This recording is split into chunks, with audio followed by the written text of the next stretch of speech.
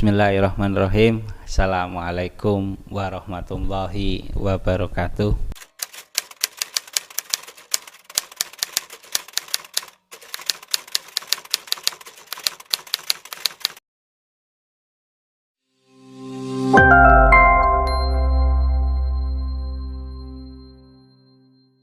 Awal mula Sayyidina Bilal mengumandangkan azan. Ya, zaman itu memang belum ada toa kan, belum ada pengeras suara. Namun uniknya, hebatnya suara Bilal itu melengking keras gitu. Sehingga betul-betul ketika itu penduduk Madinah mendengar suara Bilal yang indah, yang melengking itu, mereka bisa sampai mendengar. Dan biasanya suara itu kan dipengaruhi sama terbawa dengan angin, ya kan. Sehingga terkadang dengan kita mendengar ketika ada pengeras suara terbawa angin, itu kadang bisa gitu ya. Iya, itu terbawa kan. Oh, kok sampai sini adanya saya kenal ini suaranya nih. Kan terkadang seperti ternyata itu. adanya Bang Arti. Ternyata adanya Bang Arti. Sehingga Nabi SAW ketika itu mengumpulkan para sahabat, mengusulkan kepada mereka bagaimana dari pandangan kalian untuk mengumpulkan sahabat-sahabat lainnya supaya bisa mendirikan sholat berjamaah. Lalu di antara mereka ada yang mengusulkan bagaimana ya Rasulullah kalau dengan lonceng saja. Maka Rasulullah mengatakan itu adalah ibadah orang-orang Nasrani, ya, yang menggunakan lonceng. Jadi Rasulullah itu enggak mau menyerupai ibadahnya dengan orang Nasrani. Lalu ada juga yang mengusulkan dengan trompet. Maka Rasulullah pun mengatakan itu pun yang dilakukan oleh orang-orang Yahudi. Sehingga Nabi memang tidak mau menyerupai dengan ibadah orang-orang di luar Islam.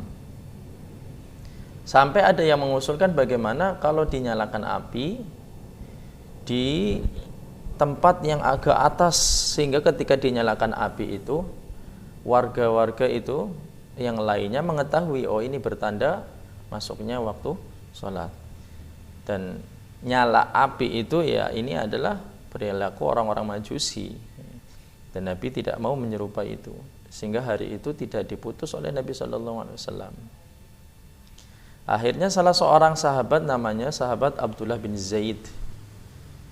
Sahabat Abdullah bin Zaid ini bermimpi beliau didatangi oleh orang yang mengenakan jubah bersorban, mengenakan pakaian hijau. Lalu datang kepada sahabat Abdullah bin Zaid, kemudian membawa sesuatu. Maka kata Abdullah bin Zaid, oh itu sesuatu yang kami usulkan untuk menyerukan azan. Maka orang itu berkata kepada Abdullah bin Zaid, maukah aku beritahukan kepada kamu yang lebih baik daripada ini yang saya bawa? Kata orang yang mendatangi Abdullah bin Zaid itu. Kata Abdullah bin Zaid menjawab, apa itu? Lalu orang yang memakai jubah hijau itu mendatangi dan membisikkan di telinga Abdullah bin Zaid lafaz-lafaz azan. Allahu Akbar sampai akhir. Nah, esok harinya Abdullah bin Zaid itu diceritakan mimpi ini kepada Rasulullah SAW. Ketika diceritakan kepada Rasulullah bahwasanya sahabat Abdullah bin Zaid itu didatangi oleh sosok seseorang. Lalu sosok seseorang itu mengajari azan kepada Abdullah bin Zaid. Maka Rasulullah bertanya, wahai Abdullah bin Zaid, bagaimana caranya? Maka Abdullah bin Zaid mengumandangkan sebagaimana yang diajarkan di dalam mimpi beliau, lafaz-lafaz azan. Ketika Rasulullah mendengar, ini bagus. Maka Rasulullah memerintahkan Abdullah bin Zaid untuk menyampaikan ini kepada Sayyidina Bilal, mengajari kepada Sayyidina Bilal cara mengumandangkan azan. Karena di Madinah ya, muadzin itu ada dua, Sayyidina Abdullah bin Umi Maktum dengan Sayyidina sahabat Bilal bin Rabah. Nah, ini muadzin tetap di kota Madinah, 2 orang. Dan ini diajarkan oleh sahabat Abdullah bin Zaid kepada sahabat Bilal bin Rabah ketika itu.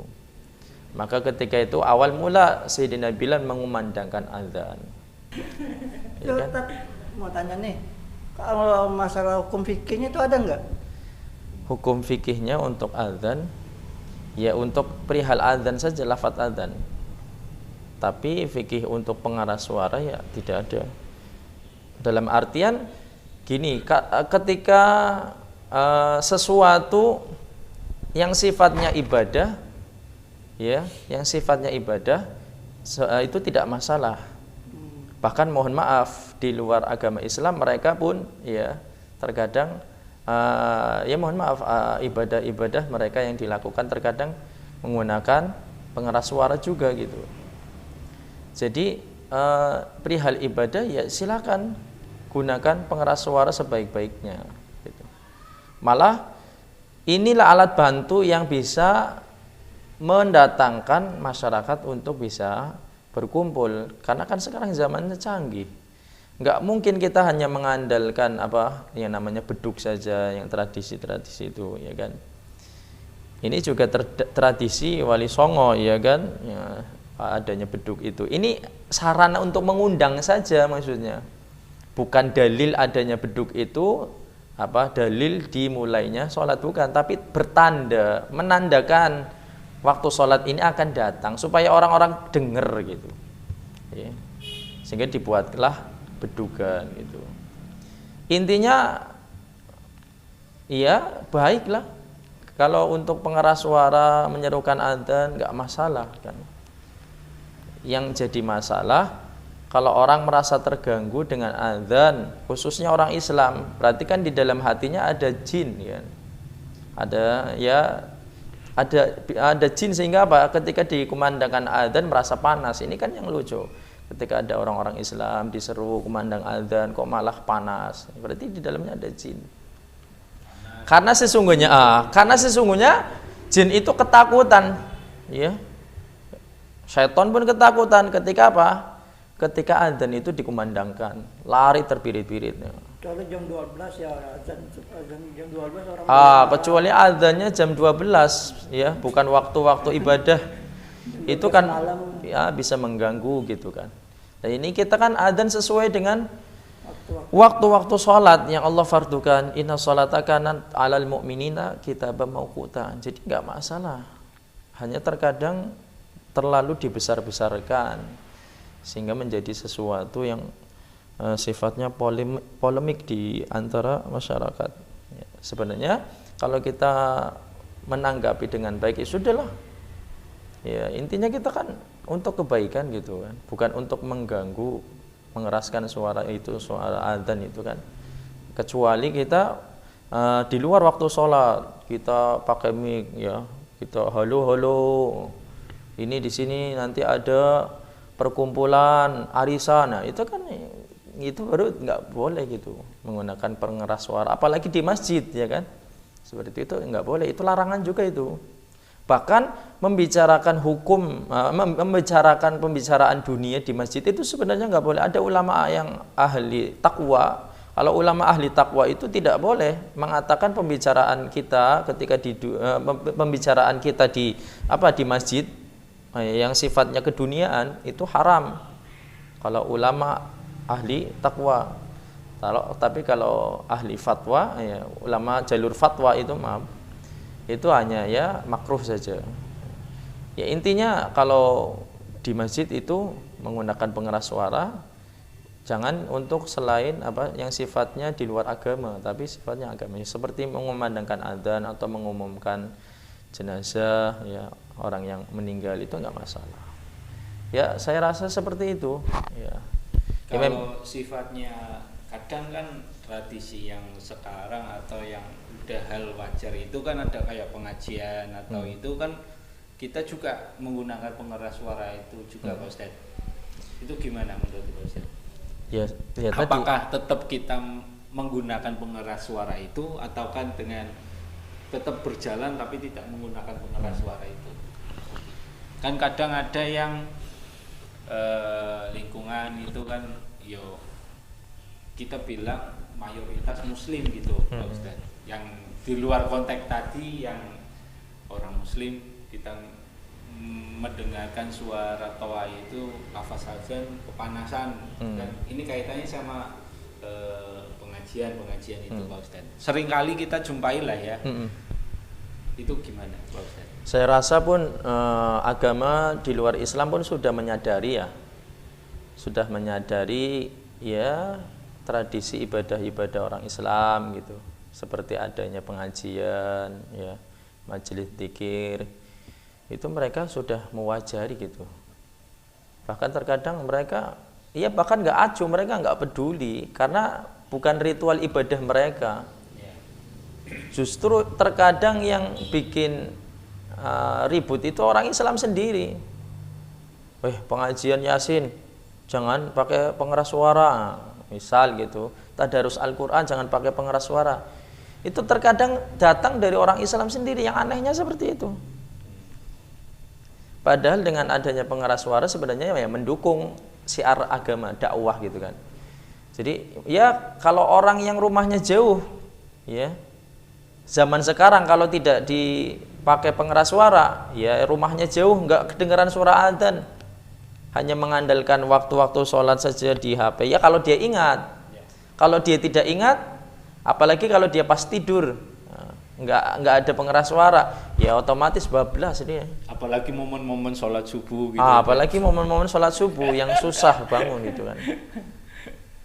Kadang ada pengeras suara saja nggak bangun, apalagi nggak ada pengeras suara, kan seperti itu. Tambah melantar. Ya sebenarnya alat bantu juga bagi kita orang-orang Islam untuk syiar. Cuma terkadang disalahgunakan, maksudnya oleh orang-orang Islam sendiri. Sebenarnya kalau kita tanya orang di luar Islam, mereka juga sebenarnya nggak mempermasalahkan. Toh dia juga pakai ya. Toh dia juga pakai untuk ibadah-ibadah mereka. Ya. Yang penting kan saling mengganggu kayaknya. Yang jelas kita tidak saling mengganggu satu sama lain. Kecuali mohon maaf, kita rumah ini sebelah kita orang Nasrani, ya kita di rumah nyetel misalnya musik keras-keras, nah itu kan mengganggu.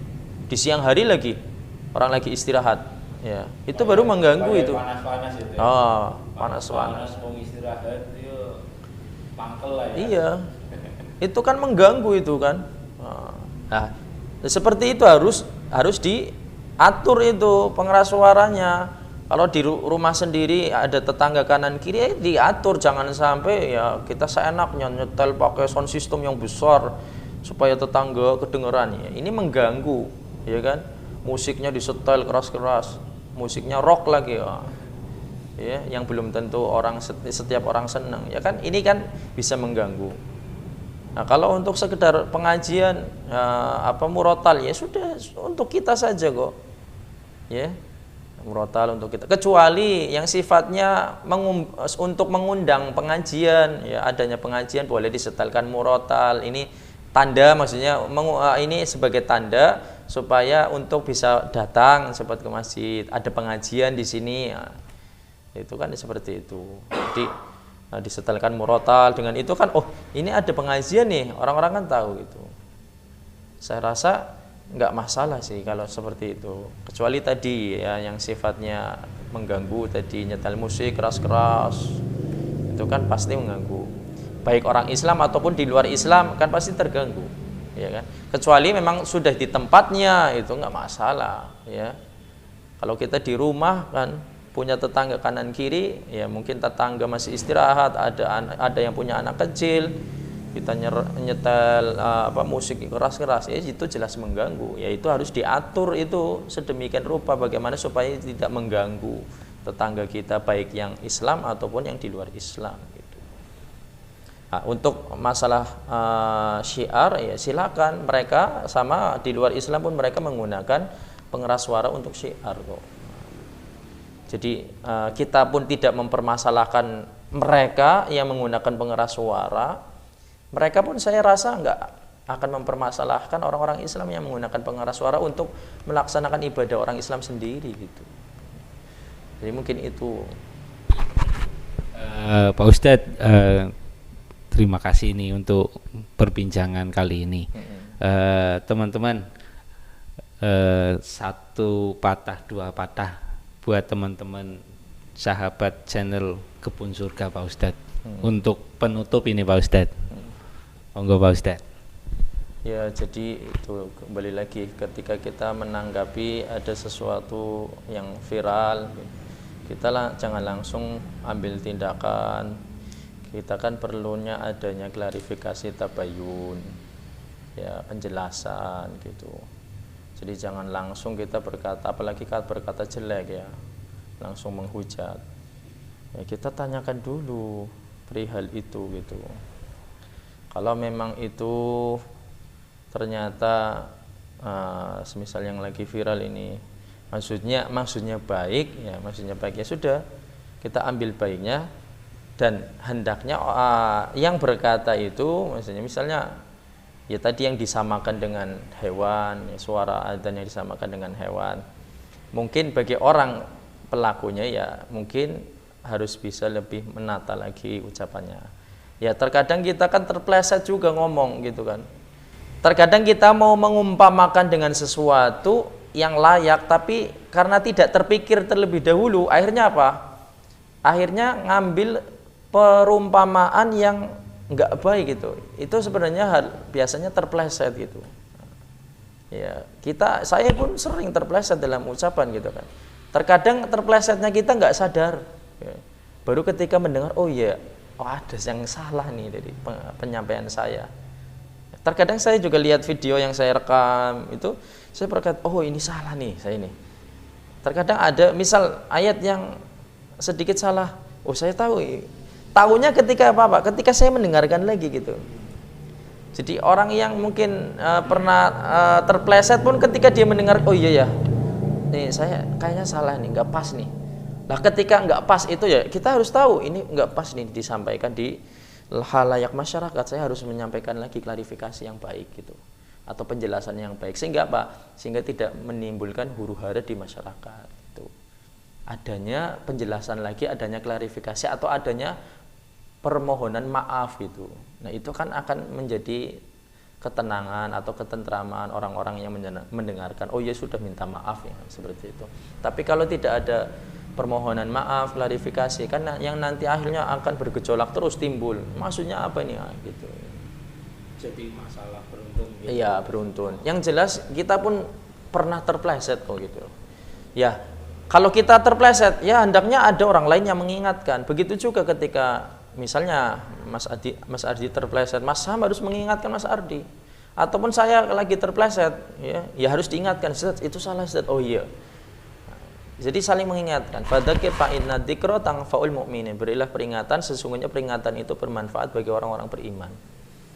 Ya, dan ketika diingatkan itu ya kita harus introspeksi diri. Kalau memang betul salah, ya akui kesalahan. Jangan mengeles. Jangan mengeles. Atau memberikan kebenaran. Atau memberikan kebenaran yang lain, dalil-dalil yang lain. Ya akui gitu. Kalau kita betul salah, ya akui salah gitu. Kalau kita tidak salah ya kita harus menjelaskan gitu kepada mereka supaya tahu. Saya rasa itu ya kita biasakan ya sangka baik, terutama kemudian klarifikasi ya itu ya, minta tabayun atau penjelasan itu yang paling penting. Saya rasa dengan penjelasan itu kan kita jadi tahu. Kalau nggak ada klarifikasi, kadang kita melihat tetangga kita saja yang lirik kepada kita, mandengin kita, terus di depan pagar itu dia ngomong sama orang lain. Terkadang di dalam hati kita oke ngerasa nih aku kayak ini lagi membicarakan saya ini. Padahal belum tentu kan? Belum tentu. Padahal lagi ngobrol sendiri masalah lain, hanya pandangannya mungkin ke kita langsung kita langsung tertuju. Oke, kayak ini lagi ngomongnya aku kayak lagi membicarakan saya. Kan salahnya karena kita nggak klarifikasi gitu kan. Coba kalau kita dengar gitu apa yang diucapkan ya. Ternyata tidak seperti itu ya kita tahu nggak mungkin kita akan ada tujuan prasangka buruk kepada dia. Terkadang seperti itu manusia timbul sesuatu yang tidak tertuju kepada dia tapi dia merasa gitu loh. Nah ini ya yang harus kita istilahnya apa ya kita harus biasakanlah tradisi tabayun, klarifikasi supaya semua kejelasan itu terselesaikan. Saya rasa itu saja untuk pemirsa channel Kebun Surga yang dirahmati oleh Allah SWT. Ya, marilah kita senantiasa biasakan dengan adat tabayun, klarifikasi, supaya kita betul-betul mendengar secara langsung. Ya, jari wong Tegal ora jari-jari, ora kulak jari ya. Batinin ya. Ya, terkadang itu kan yang datang. Ya, saya rasa itu saja yang bisa saya sampaikan. Mungkin ada lagi yang mau ditanyakan? Kiranya cukup, Bang Ardi? Cukup aja. Terima kasih Pak Ustadz untuk bincang-bincang kali ini. Next saya akan main lagi Pak Ustadz ya, sini ya. Kita ngaji bareng lagi lah ya. Oke, buat saudara-saudaraku di channel Sahabat Ustadz, channel Kebun Surga, ya jangan lupa dan tetap yang namanya kusnudon, ya berprasangka baik itu membawa energi positif. Sekian dari saya, bila taufik wal hidayah, wassalamualaikum warahmatullahi wabarakatuh. Waalaikumsalam.